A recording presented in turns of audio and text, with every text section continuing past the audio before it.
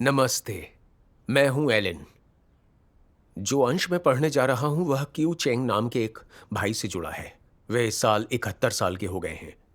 सर्वशक्तिमान परमेश्वर के अंत के दिनों का कार्य हासिल करने के बाद वे मेजबानी करते रहे और ऐसा उन्होंने कई वर्षों तक किया।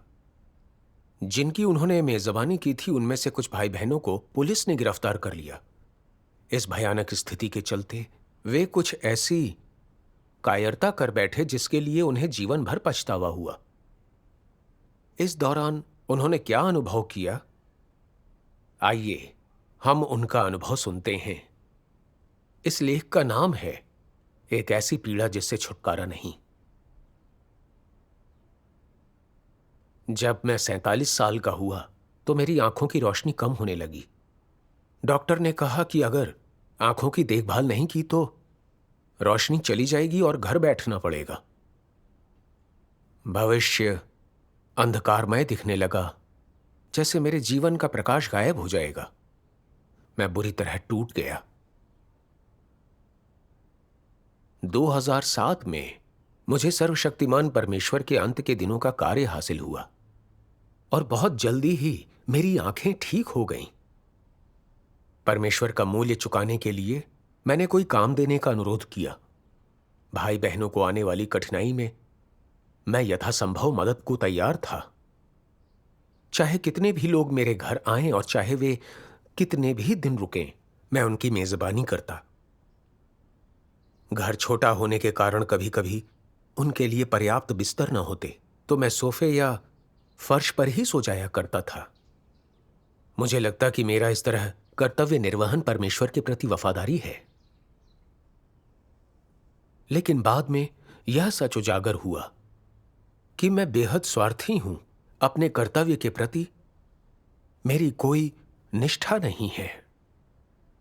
इसने मेरे अंदर एक असहनीय दर्द पैदा कर दिया। 2014 में मैंने जिस अगुआ की मेजबानी की थी उसे पुलिस ने गिरफ्तार कर लिया। वह जैसे ही मेरे घर से निकली, मैं और मेरी पत्नी अपनी सुरक्षा के लिए तुरंत घर से निकल गए।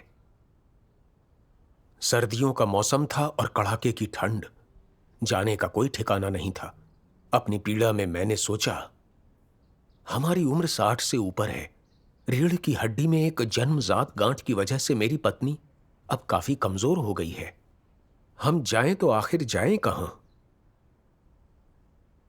फिर एक बहन ने हमें थोड़े समय ठहरने के लिए एक जगह ढूंढ कर दी।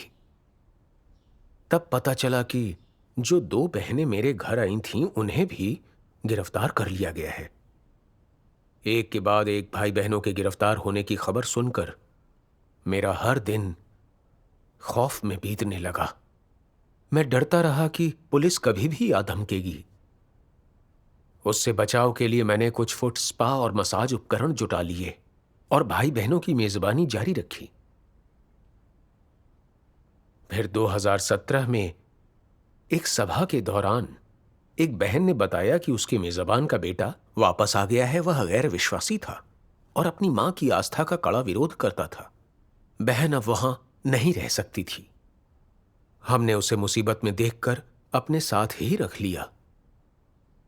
कुछ ही समय बाद हमने सुना कि सीसीपी बड़े पैमाने पर छापेमारी करने वाली है और खासकर किराएदारों की जांच करेगी।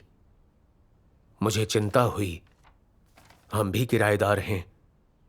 अगर इस बहन के रहते पुलिस निरीक्षण करने आ गई तो क्या जवाब देंगे? बहन एक महत्वपूर्ण काम कर रही है। अगर वह गिरफ्तार हो गई तो पक्का हम भी फंस जाएंगे। मेरी पत्नी पहले ही कमजोर है। अगर कुछ हुआ तो वह दहल जाएगी। उसकी तबीयत कभी भी बिगड़ सकती है। मेरी पत्नी को गिरफ्तारी का डर सताता था। उसने बहन को निकाल देने को कहा। मुझे लगा कि उसे निकालना सही नहीं है। ऐसी ठंड में वह कहां जाएगी? तो मैंने अपनी पत्नी से उसे वहीं अपने साथ रहने देने को कहा। मेरी पत्नी ने नाराज होकर मुझे नतीजों के बारे में सोचने को कहा। मैंने सोचा, सीसीपी द्वारा विश्वासियों की गिरफ्तारी और उत्पीड़न बढ़ता जा रहा है। फिलहाल सभी के वास्तविक नामों का एक रजिस्टर है। अगर पुलिस को पता चला हम विश्वासी हैं और भाई बहनों की मेजबानी करते हैं, तो फिर हमारे बचने का कोई रास्ता नहीं। हमारी पेंशन रद्द हो जाएगी, संपत्ति जब्त कर ली जाएगी। हमने अब तक मेहनत करके जो कुछ कमाया है, वही हमारी सारी जमा पूंजी है। अगर यह भी छिन गई, तो हम अपना जीवन कैसे जिएंगे? इतना ही नहीं, इसका असर हमारे बच्चों पर भी पड़ेगा। हम 60 के ऊपर के हैं और स्वास्थ्य भी खराब है। अगर हमें जेल हो गई, तो क्या इस उम्र में हम पुलिस की यातना झेल पाएंगे? अगर नहीं झेल पाए और यहूदा बन गए, तो हम अपनी मंजिल गंवा बैठेंगे। तो क्या हमारी बरसों की आस्था व्यर्थ नहीं चली जाएगी? मैंने अपनी पत्नी की नाराजगी का भी विचार किया। बहुत सोचने के बाद मैंने अपनी पत्नी की बात मानते हुए बहन से कहीं और जाकर रहने की बात कही। मगर महीने भर बाद भी बहन ने घर नहीं छोड़ा। मुझे डर लगा कि कहीं कुछ हो ना जाए। मैं अक्सर उससे पूछता कि उसे रहने को कोई जगह मिली या नहीं, और वह यहां से कब जा रही है। मैं गोल गोल घुमाकर बात करता था, लेकिन ऐसा करते हुए मेरे मन में अपराध बोध था।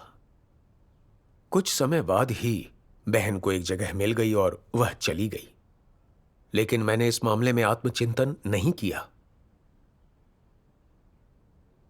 2018 में चीनी नववर्ष के दौरान बहन ली लैन ने हमें बताया कि उसके घर पर पुलिस नजर रख रही है। जब तक उसे रहने के लिए नई जगह नहीं मिलती, क्या वह कुछ दिन हमारे साथ रह सकती है? उस समय मैंने इस मामले पर ज्यादा विचार नहीं किया और उसे रहने की इजाजत दे दी। हमारे साथ रहते हुए वह अक्सर सभाओं में जाने लगी। इससे मुझे घबराहट होने लगी। चीनी नववर्ष चल रहा है, पुलिस इसका फायदा उठाकर बड़े पैमाने पर छापेमारी कर सकती है। अगर बहन गिरफ्तार हो गई तो हम बच नहीं पाएंगे और हमारा परिवार भी फंस जाएगा। मुझे यही लगता रहा कि बहन हमारे साथ जितना ज्यादा रहेगी, खतरा उतना ही बढ़ता जाएगा। मुझे अपनी सुरक्षा और अपने बच्चों के भविष्य की चिंता थी। मैं बहन को तुरंत निकाल देने के बहाने सोचता रहता। फिर मैंने सोचा कि बहन ली तो सभाओं में जाती ही रहती है, वह वहां भी तो रह सकती है जहां सभा होती है। ऐसा सोचकर मैंने यह बात उससे कह दी। अब उसके पास जाने के अलावा कोई चारा ना था। उसका मुंह उतर गया। इसके बाद मैंने किसी और की मेजबानी नहीं की और सिर्फ दूसरे काम किए।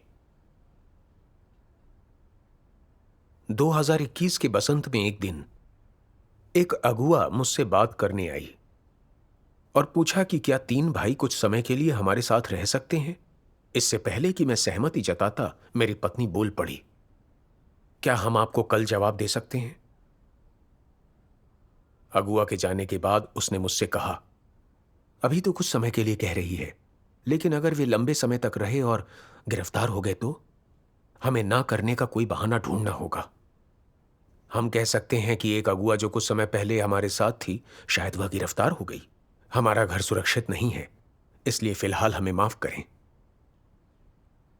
मैं भी थोड़ा घबराया हुआ था, इसलिए मैंने पत्नी की बात मान ली। लेकिन अगले दिन मेरे मना करने से पहले ही अगुआ ने कहा, उन 3 भाइयों के रहने के लिए कहीं और जगह मिल गई है। तुम्हारे साथ रहने वाली अगुआ गिरफ्तार हो चुकी है। तुम्हारा घर सुरक्षित नहीं है। तुम लोग भी फिलहाल अपना काम बंद कर दो। यह सुनकर मेरा कलेजा मुंह को आ गया। मुझे लगा यह हम पर परमेश्वर का कोप है। परमेश्वर हमारे दिल की गहराई जांचता है। हालांकि मैंने भाइयों को ना रखने की बात नहीं कही थी, पर मैंने मन में तो सोचा ही था। मैंने अपना कर्तव्य नहीं निभाया था। मैंने परोक्ष रूप से भाई बहनों को निकाल ही दिया था। क्या अपने कर्तव्य के प्रति मेरे रवैये से परमेश्वर का क्रोध भड़क गया था और उसने ऐसे हालात बनाए जिससे मेरा काम रुक गया? मुझे अचानक खालीपन महसूस हुआ और बेचैनी होने लगी, मानो मुझे सजा मिली हो और मैं अंधेरे में कहीं गहरे जा गिरा हूं। मैंने परमेश्वर से प्रार्थना की, परमेश्वर, आज मेरे काम में ठहराव कोई संयोग नहीं है। जरूर इसमें तेरी इच्छा होगी। मुझे प्रबुद्ध कर राह दिखा ताकि मैं सबक सीख सकूं। फिर मैंने परमेश्वर के ये वचन पढ़े, तुम लोग अपने बच्चों या अपने पति या आत्मरक्षा के लिए मुझे बाहर निकाल देते हो। मेरी चिंता करने के बजाय तुम लोग अपने परिवार, अपने बच्चों, अपनी हैसियत, अपने भविष्य और अपनी संतुष्टि की चिंता करते हो। तुम लोगों ने बातचीत या कार्य करते समय कभी मेरे बारे में सोचा है? ठंड के दिनों में तुम लोगों के विचार अपने बच्चों, अपने पति, अपनी पत्नी या अपने माता पिता की तरफ मुड़ जाते हैं। गर्मी के दिनों में भी तुम सबके विचारों में मेरे लिए कोई स्थान नहीं होता। जब तुम अपना कर्तव्य निभाते हो तब तुम अपने हितों, अपनी व्यक्तिगत सुरक्षा, अपने परिवार के सदस्यों के बारे में ही सोच रहे होते हो। तुमने कब मेरे लिए क्या किया है? तुमने कब मेरे बारे में सोचा है? तुमने कब अपने आप को हर कीमत पर मेरे लिए और मेरे कार्य के लिए समर्पित किया है? मेरे साथ तुम्हारी अनुकूलता का प्रमाण कहाँ है? मेरे साथ तुम्हारी वफादारी की वास्तविकता कहाँ है? मेरे साथ तुम्हारी आज्ञाकारिता की वास्तविकता कहाँ है? कब तुम्हारे इरादे केवल मेरे आशीष पाने के लिए नहीं रहे हैं? तुम लोग मुझे मूर्ख बनाते और धोखा देते हो। तुम लोग सत्य के साथ खेलते हो। तुम सत्य के अस्तित्व को छिपाते हो और सत्य के सार को धोखा देते हो। इस तरह मेरे खिलाफ जाने से भविष्य में क्या चीज तुम लोगों की प्रतीक्षा कर रही है? तुम लोग केवल एक अज्ञात परमेश्वर के साथ अनुकूलता की खोज करते हो और मात्र एक अज्ञात विश्वास की खोज करते हो, लेकिन तुम मसीह के साथ अनुकूल नहीं हो। क्या तुम्हारी दुष्टता के लिए भी वही प्रतिफल नहीं मिलेगा जो दुष्ट को मिलता है? परमेश्वर के वचनों ने मेरी हालत का खुलासा कर दिया। जब से मेरे घर में रहने वाले लोग एक एक कर गिरफ्तार होते गए, मैं कायरता और भय की हालत में जी रहा था। खुद को बचाने के लिए मैंने बहनों को जल्दी निकाल देने के बहाने ढूंढे, और जब अगुआ ने 3 भाइयों को रखने के लिए कहा तो मैं सहमत नहीं हुआ और उन्हें ना करने का बहाना बना लिया। इन बातों पर विचार करूं तो क्या मैं वाकई परमेश्वर का विश्वासी हूं? जब बाकी लोग खतरे से जूझ रहे थे तो मैं केवल अपने हितों की रक्षा करने और उन्हें निकालने की तरकीबें सोच रहा था। मैं सच में स्वार्थी, नीच और मानवता से शून्य था। मुझे अपने बच्चों का तो बहुत ख्याल था कि मुसीबत आने पर कहीं वे सर्दी या भूख से न तड़पने लगें। हर खतरे और कठिनाई में मैं अपने बच्चों के लिए तो खुद ढाल बनने को तैयार था, लेकिन मैं भाई बहनों के साथ बेहद रुखाई से पेश आया। सोच सोच कर लगा मुझ में इंसानियत नहीं है। मुझे अफसोस हुआ और मन आत्मग्लानि से भर गया। मैंने परमेश्वर के और वचन पढ़े। वह मानक क्या है जिसके द्वारा किसी व्यक्ति के कर्मों का न्याय अच्छे या बुरे के रूप में किया जाता है? यह इस बात पर निर्भर करता है कि उसमें अपने विचारों, अभिव्यक्तियों और कार्यों में सत्य को व्यवहार में लाने और सत्य की वास्तविकता को जीने की गवाही है या नहीं। यदि तुम्हारे पास यह वास्तविकता नहीं है या तुम इसे नहीं जीते तो बेशक तुम एक कुकर्मी हो। परमेश्वर कुकर्मियों को किस नजर से देखता है? तुम्हारे विचार और बाहरी कर्म परमेश्वर की गवाही नहीं देते। ना ही वे शैतान को शर्मिंदा करते या उसे हरा पाते हैं, बल्कि वे परमेश्वर को शर्मिंदा करते हैं और ऐसे निशानों से भरे पड़े हैं जिनसे परमेश्वर शर्मिंदा होता है। तुम परमेश्वर के लिए गवाही नहीं दे रहे, न ही तुम परमेश्वर के लिए अपने आप को खपा रहे हो। तुम परमेश्वर के प्रति अपनी जिम्मेदारियों और दायित्वों को भी पूरा नहीं कर रहे, बल्कि तुम अपने फायदे के लिए काम कर रहे हो। अपने फायदे के लिए। इसका क्या मतलब है? इसका सही सही मतलब है शैतान के लिए काम करना। इसलिए अंत में परमेश्वर यही कहेगा, हे कुकर्म करने वालों, मेरे पास से चले जाओ। परमेश्वर की नजर में तुमने अच्छे कर्म नहीं किए हैं, बल्कि तुम्हारा व्यवहार दुष्टों वाला हो गया है। इसे न केवल परमेश्वर की स्वीकृति हासिल नहीं होगी, बल्कि इसकी निंदा भी की जाएगी। परमेश्वर में ऐसी आस्था रखने वाला इंसान क्या हासिल करने का प्रयास करता है? क्या इस तरह की आस्था अंततः व्यर्थ नहीं हो जाएगी? अपने कर्तव्य को निभाने वाले उन तमाम लोगों के लिए, चाहे सत्य की उनकी समझ कितनी भी उथली या गहरी क्यों ना हो, सत्य की वास्तविकता में प्रवेश करने के लिए अभ्यास का सबसे सरल तरीका यह है कि हर काम में परमेश्वर के घर के हित के बारे में सोचा जाए। अपनी स्वार्थी इच्छाओं, व्यक्तिगत इरादों, अभिप्रेरणाओं, घमंड और हैसियत का त्याग किया जाए। परमेश्वर के घर के हितों को सबसे आगे रखो। कम से कम इतना तो व्यक्ति को करना ही चाहिए। अपना कर्तव्य निभाने वाला कोई व्यक्ति अगर इतना भी नहीं कर सकता, तो उस व्यक्ति को कर्तव्य निभाने वाला कैसे कहा जा सकता है? यह अपने कर्तव्य को पूरा करना नहीं है। किसी व्यक्ति की अच्छाई या बुराई तय करने के लिए परमेश्वर का मापदंड यह है कि क्या उसके इरादे, विचार, कार्य और आचरण सत्य के अनुरूप हैं। मैंने अपने कृत्यों पर आत्मचिंतन किया। मेरे इरादे, विचार, कथनी या करनी चाहे जो भी हों, सबके पीछे मेरे अपने हित थे। मुझे परमेश्वर की इच्छा का कोई ख्याल नहीं था। बड़ा लाल अजगर भाई बहनों को अपना शिकार बनाकर उन्हें सता रहा था। वे बेघर होकर भगोड़े बन गए थे। अगर उनके पास रहने को उपयुक्त स्थान ना होता, तो वे अपना कर्तव्य पालन नहीं कर सकते थे। लेकिन मैं उनकी वजह से खतरा मोल नहीं लेना चाहता था और उनसे पिंड छुड़ाना चाहता था। इस कारण उनके हालात और खराब हो गए थे। मैंने स्वार्थी और द्वेषपूर्ण बनकर सारी मानवता गंवा दी थी। अगर मुझ में परमेश्वर का भय मानने वाला हृदय होता या इंसानियत होती, तो परमेश्वर की इच्छा का ख्याल करते हुए संकट की घड़ी में दूसरों की सुरक्षा का भी ध्यान रखता और उन्हें अपने यहां रखकर उनकी सुरक्षा के तरीके सोचता। मैंने प्रभु यीशु के वचनों पर विचार किया। मैं तुमसे सच कहता हूं कि तुमने जो मेरे इन छोटे से छोटे भाइयों में से किसी एक के साथ किया, वह मेरे ही साथ किया। ऐसे भयानक हालात में मैंने उन भाई बहनों को रखने से मना कर दिया जिनका बड़ा लाल अजगर पीछा कर रहा था।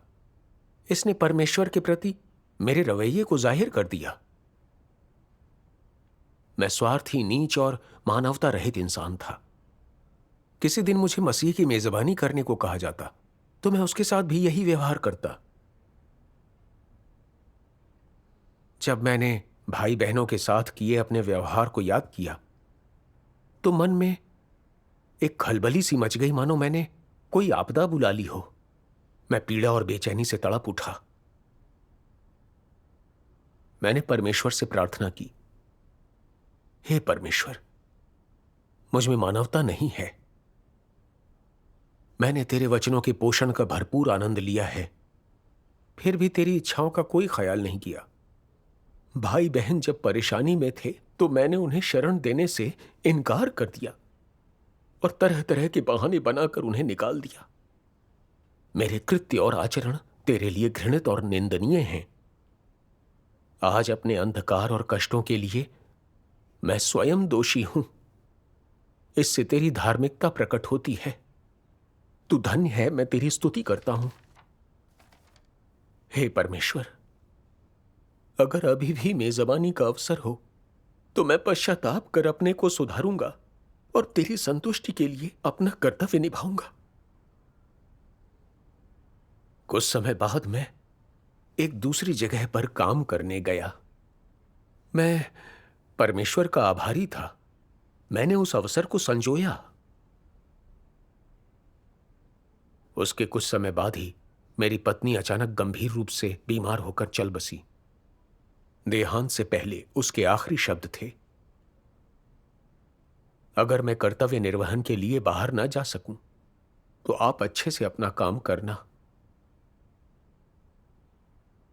उसके आखिरी शब्दों में प्रायश्चित का भाव था। मैं आत्मचिंतन करने लगा। पत्नी के आजीवन आचरण और कार्य पर मैंने विचार किया। वह कर्तव्य निभाते समय अपने हितों की सोचती थी और निष्ठावान या आज्ञाकारी नहीं थी। वह भाई बहनों की मेजबानी नहीं करना चाहती थी। उसने मुझे भी आग्रह करके उन्हें घर से भगाने के लिए उकसाया। यह एक बुरा कर्म था। उसके आखिरी शब्दों से मुझे लगा कि अपने कर्तव्य के प्रति उसमें अपराध बोध और पछतावा था। मेरी पत्नी की मृत्यु मेरे लिए भी एक चेतावनी थी। मुझे एहसास हुआ कि मैं अपने कर्तव्य में पहले की तरह पेश नहीं आ सकता। अगर मौत आने तक मैंने कर्तव्य निर्वहन के लिए इंतजार किया तो देर हो जाएगी। मैंने परमेश्वर से प्रार्थना की, हे परमेश्वर, मैं 70 साल का हूं। मैं दूसरा कोई काम नहीं कर सकता। तेरी कृपा से ही मैं मेजबानी कर सकता हूं। मैं पहले बहुत स्वार्थी था और बहुत अच्छा मेजबान नहीं था। मैंने बहुत अपराध किए हैं। अब मैं पश्चाताप और सत्य का अनुसरण करने और अच्छे से कर्तव्य निभाने को तैयार हूं। फिर मैंने इस पर भी विचार किया कि मेरी गिरफ्तारी के भय, सुरक्षा की चिंता, संपत्ति की हिफाजत और बच्चों के भविष्य की फिक्र के पीछे मूल कारण आखिर क्या थे। फिर मैंने परमेश्वर के ये वचन पढ़े, खुद को बचाने में मसीह विरोधी अक्सर भाई बहनों की सुरक्षा की उपेक्षा कर देते हैं। इसके बारे में आस्था रखने और खुद को पूरी तरह से परमेश्वर को सौंपने के अलावा वे कलीसिया के कार्य और अपने कर्तव्य के प्रति लापरवाह रहते हैं। वे बेमन से काम करते हैं, किसी भी चीज को गंभीरता से नहीं लेते। अगर कोई स्थान सुरक्षित होता है या अगर कोई कार्य या कर्तव्य उनकी सुरक्षा सुनिश्चित कर सकता है और उसमें जोखिम नहीं होता, तो वे अपनी महान जिम्मेदारी की भावना और वफादारी दिखाने के लिए वहां जाने में बहुत सकारात्मक और सक्रिय रहते हैं। अगर किसी कार्य में जोखिम होता है और उसके खराब होने या उसे करने वाले के बड़े लाल अजगर द्वारा पकड़ लिए जाने की संभावना होती है, तो वे बहाने बना देते हैं और उसे किसी और को सौंपकर उससे बचकर भागने का मौका ढूंढ लेते हैं। जैसे ही कोई खतरा होता है या जैसे ही खतरे का कोई संकेत होता है, वे भाई बहनों की परवाह किए बिना खुद को छुड़ाने और अपना कर्तव्य त्यागने के तरीके सोचते हैं। वे केवल खुद को खतरे से बाहर निकालने की परवाह करते हैं। दिल में वे पहले से ही तैयार रह सकते हैं। जैसे ही खतरा प्रकट होता है, वे उस काम को तुरंत छोड़ देते हैं जिसे वे कर रहे होते हैं, इस बात की परवाह किए बिना कि कलीसिया का काम कैसे होगा या इससे परमेश्वर के घर के हितों या भाई बहनों की सुरक्षा को क्या नुकसान पहुंचेगा। उनके लिए जो मायने रखता है वह है भागना। यहां तक कि उनके पास एक तुरुप का इक्का, खुद को बचाने की एक योजना भी होती है। जैसे ही उन पर खतरा मंडराता है या उन्हें गिरफ्तार किया जाता है, वे जो कुछ भी जानते हैं वह सब कह देते हैं। खुद को पाक साफ बताकर तमाम जिम्मेदारी से पल्ला झाड़ लेते हैं। फिर वे सुरक्षित हो जाते हैं, है ना? उनके पास ऐसी योजना भी होती है। ये लोग परमेश्वर पर विश्वास करने के कारण उत्पीड़न सहने को तैयार नहीं होते। वे गिरफ्तार होने, प्रताड़ित किए जाने और दोषी ठहराए जाने से डरते हैं। सच तो यह है कि वे बहुत पहले ही शैतान के आगे घुटने टेक चुके हैं। वे शैतानी शासन की शक्ति से भयभीत हैं और इससे भी ज्यादा खुद पर होने वाली यातना और कठोर पूछताछ जैसी चीजों से डरते हैं। इसलिए मसीह विरोधियों के साथ अगर सब कुछ सुचारू रूप से चल रहा होता है और उनकी सुरक्षा को कोई खतरा या उसे लेकर कोई समस्या नहीं होती, तो वे अपने उत्साह और वफादारी, यहां तक कि अपनी संपत्ति की भी पेशकश कर सकते हैं।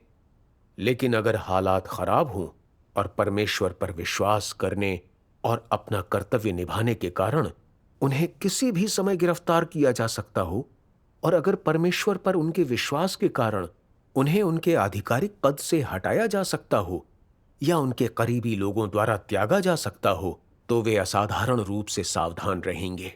ना तो सुसमाचार का प्रचार करेंगे, न ही परमेश्वर की गवाही देंगे और न ही अपना कर्तव्य निभाएंगे।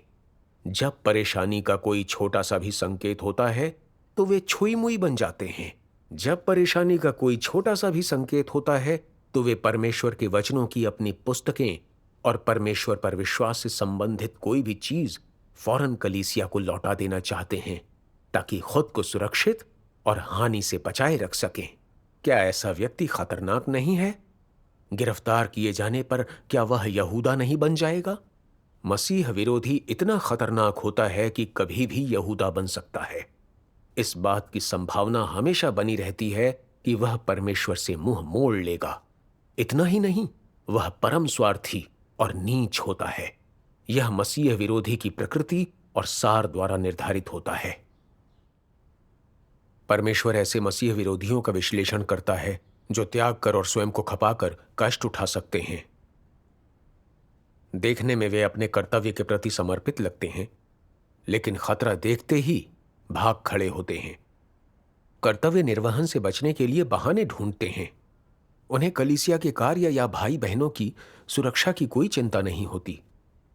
वे केवल अपने हितों की सोचते हैं। वे स्वार्थी और नीच होते हैं।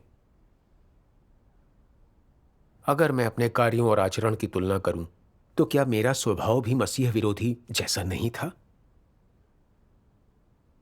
परमेश्वर में विश्वास रखने की शुरुआत में मुझे परमेश्वर का काफी अनुग्रह मिला।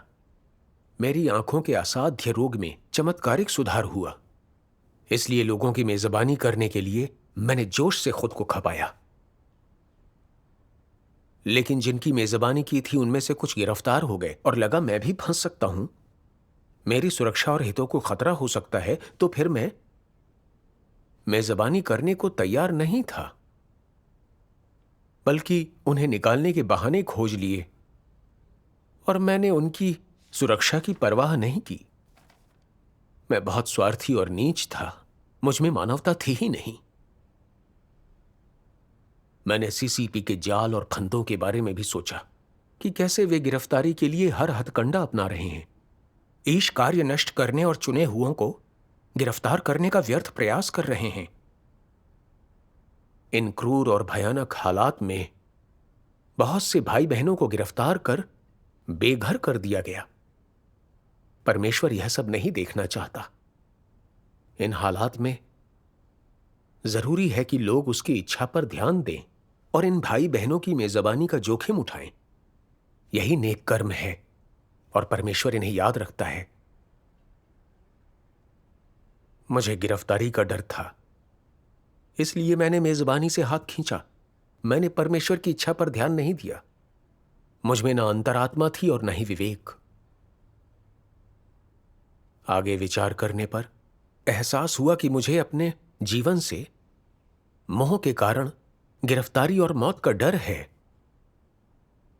मुझे प्रभु यीशु के वचन याद आए, क्योंकि जो कोई अपना प्राण बचाना चाहे वह उसे खोएगा, और जो कोई मेरे लिए अपना प्राण खोएगा वह उसे पाएगा। प्रभु के वचनों से मुझे एहसास हुआ कि हमारा सांसारिक जीवन तो बिल्कुल क्षणिक है और सच्चा जीवन ही पूरी तरह से अमर है। जैसे पतरस को परमेश्वर के लिए सूली पर लटकाया गया, उसने अपना सांसारिक जीवन भले ही गंवा दिया, लेकिन अनंत जीवन पा लिया। गिरफ्तार किए गए भाई बहनों का उत्पीड़न तो किया जा सकता है, मारा पीटा या हत्या भी की जा सकती है, लेकिन गवाही में दृढ़ बने रहकर वे परमेश्वर की प्रशंसा प्राप्त करते हैं। ऐसा जीवन ही सार्थक और मूल्यवान होता है। इस विचार से मुझे आस्था और शक्ति प्राप्त हुई। मेरी बुजदिली और डर जाता रहा। दिसंबर के अंत में एक दिन अचानक एक भाई मेरे पास आया। बोला कि उसका और एक अन्य भाई का निवास सुरक्षित नहीं रहा। उसने पूछा कि क्या वे कुछ समय के लिए मेरे साथ रह सकते हैं। मैं समझ गया कि परमेश्वर मुझे पश्चाताप का एक और मौका दे रहा है। मैंने तुरंत हां कर दी। मैंने उनकी दैनिक जरूरतों का सामान भी मुहैया करा दिया। सीसीपी द्वारा गिरफ्तारियां और उत्पीड़न और भी सख्त हो गए। मुझे भाई बहनों के गिरफ्तार होने की खबरें मिलती रहीं। दोनों भाई अभी भी मेरे साथ ही रह रहे थे। मुझे थोड़ा डर तो लग रहा था कि अगर मैं गिरफ्तार हो गया तो मेरे बच्चे फंस जाएंगे। मैंने परमेश्वर से प्रार्थना की और वचन पढ़े। मैंने परमेश्वर के वचनों में पढ़ा, शैतान चाहे जितना भी सामर्थ्यवान हो, चाहे वह जितना भी दुस्साहसी और महत्वाकांक्षी हो, चाहे नुकसान पहुंचाने की उसकी क्षमता जितनी भी बड़ी हो, चाहे मनुष्य को भ्रष्ट करने और लुभाने की उसकी तकनीकें जितनी भी व्यापक हों, चाहे मनुष्य को डराने की उसकी तरकीबें और योजनाएं जितनी भी चतुराई से भरी हों, चाहे उसके अस्तित्व के रूप जितने भी परिवर्तनशील हों, वह कभी एक भी जीवित चीज सृजित करने में सक्षम नहीं हुआ। कभी सभी चीजों के अस्तित्व के लिए व्यवस्थाएं या नियम निर्धारित करने में सक्षम नहीं हुआ, और कभी किसी सजीव या निर्जीव चीज पर शासन और नियंत्रण करने में सक्षम नहीं हुआ। ब्रह्मांड और आकाश के भीतर एक भी व्यक्ति या चीज नहीं है जो उससे पैदा हुई हो या उसके कारण अस्तित्व में हो। एक भी व्यक्ति या चीज नहीं है जो उसके द्वारा शासित हो या उसके द्वारा नियंत्रित हो। इसके विपरीत उसे न केवल परमेश्वर के प्रभुत्व के अधीन रहना है, बल्कि परमेश्वर के सभी आदेशों और आज्ञाओं का पालन करना है। परमेश्वर की अनुमति के बिना शैतान के लिए जमीन पर पानी की एक बूंद या रेत का एक कण छूना भी मुश्किल है। परमेश्वर की अनुमति के बिना शैतान धरती पर चींटियों का स्थान बदलने के लिए भी स्वतंत्र नहीं है। परमेश्वर द्वारा सृजित मानव जाति की तो बात ही छोड़ दो। परमेश्वर की दृष्टि में शैतान पहाड़ पर उगने वाली कुमुदनियों से, हवा में उड़ने वाले पक्षियों से, समुद्र में रहने वाली मछलियों से और पृथ्वी पर रहने वाले कीड़ों से भी तुच्छ है। सभी चीजों के बीच उसकी भूमिका सभी चीजों की सेवा करना, मानव जाति के लिए कार्य करना और परमेश्वर के कार्य और उसकी प्रबंधन योजना के काम आना है। उसकी प्रकृति कितनी भी दुर्भावनापूर्ण क्यों ना हो और उसका सार कितना भी बुरा क्यों ना हो, केवल एक चीज जो वह कर सकता है वह है अपने कार्य का कर्तव्य निष्ठा से पालन करना, परमेश्वर के लिए सेवा देना और परमेश्वर को एक विषमता प्रदान करना। ऐसा है शैतान का सार और उसकी स्थिति। उसका सार जीवन से असंबद्ध है, सामर्थ्य से असंबद्ध है, अधिकार से असंबद्ध है। वह परमेश्वर के हाथ में केवल एक खिलौना है। परमेश्वर की सेवा में रत सिर्फ एक मशीन है। परमेश्वर के वचनों ने मुझे आस्था और शक्ति दी। मैं समझ गया कि हर चीज पर परमेश्वर का ही प्रभुत्व है। शैतान तो मात्र एक सेवा की वस्तु और उसके हाथ का खिलौना है। परमेश्वर के चुने हुए लोगों को पूर्ण करने का कार्य करता है। शैतान की ताकतें कितनी भी मजबूत, बर्बर या दुर्भावनापूर्ण क्यों ना हो, अगर परमेश्वर हम पर उसे आने की इजाजत ना दे तो सीसीपी कितनी भी क्रूरता करे, सब नाकाम साबित होंगे। परमेश्वर द्वारा तय सीमा को शैतान पार करने की हिम्मत नहीं करता। यह परमेश्वर के अधिकार और सामर्थ्य से तय होता है। मुझे अपनी गिरफ्तारी और बच्चों के फंसने का डर इसलिए था क्योंकि मुझे परमेश्वर के अधिकार और सर्वशक्तिमान संप्रभुता की समझ नहीं थी। मेरी गिरफ्तारी परमेश्वर के हाथों में थी, जैसे मेरे बच्चों और पोते पोतियों का भविष्य भी उसी के हाथों में है। परमेश्वर इन चीजों को तय कर चुका है और कोई भी इंसान इन्हें बदल नहीं सकता। सीसीपी भले ही कितना भी दावा करे कि विश्वासियों के वंशज यूनिवर्सिटी में प्रवेश नहीं पा सकते, उन्हें सिविल सेवा या सेना में दाखिला नहीं मिलेगा, उनके संबंधियों को फंसाया जाएगा, मगर सीसीपी किसी की किस्मत नहीं बदल सकती। इससे उसकी दुष्टता, परमेश्वर विरोधी और परमेश्वर से घृणा करने वाला सार ही उजागर होता है। आपदाएं बड़े पैमाने पर बढ़ रही हैं। लोग परमेश्वर पर विश्वास नहीं करेंगे या अपने पाप दूर नहीं करेंगे तो वे नष्ट कर दिए जाएंगे। फिर उनके पास क्या भविष्य बचेगा? केवल परमेश्वर के सामने सत्य का अभ्यास और कर्तव्य निर्वहन करते हुए हम शांति, आनंद और एक अच्छा अंतिम भाग्य प्राप्त कर सकते हैं। इस प्रकार मैं खुद को और अपने परिवार को परमेश्वर के हाथों में सौंपकर उसके प्रति समर्पित हो गया। जब मैं उन पर विचार करता हूं जिनको आश्रय देने से मना किया था, तो बतौर एक विश्वासी यह मेरे जीवन का अमिट कलंक बन गया है और शर्मिंदगी की निशानी भी। मैं परमेश्वर को चोट नहीं पहुंचा सकता, मुझे गिरफ्तार कर लिया जाए, मेरे पास कुछ भी ना बचे, तो भी मैं अपना कर्तव्य ठीक से निभाऊंगा और भाई बहनों की मेजबानी करूंगा। मैं अभी भी एक मेजबान के रूप में अपना कर्तव्य निभा रहा हूं। अब मैं वो काम करके संतुष्ट नहीं हूं जो मैंने पहले किए थे। मैं अब सत्य का अनुसरण कर अपना भ्रष्ट स्वभाव दूर करने पर ध्यान देता हूं। मेरा दिल बहुत सुकून और अधिक शांति में है। मैंने जाना कि परमेश्वर का कार्य सच में बुद्धिमत्तापूर्ण है। बड़े लाल असगर द्वारा गिरफ्तारी और उत्पीड़न ने मेरी भ्रष्टता उजागर कर दी, जिससे मैं यह समझ पाया कि मैं स्वार्थी और नीच था। मुझ में कर्तव्य के प्रति कोई निष्ठा नहीं थी। मैंने अपनी भ्रष्टता की थोड़ी समझ पाई और कुछ हद तक खुद को बदल पाया। मैं वास्तव में परमेश्वर का आभारी हूं। इस गवाही लेख में आज बस इतना ही। देखने के लिए धन्यवाद। जल्दी ही फिर मिलेंगे।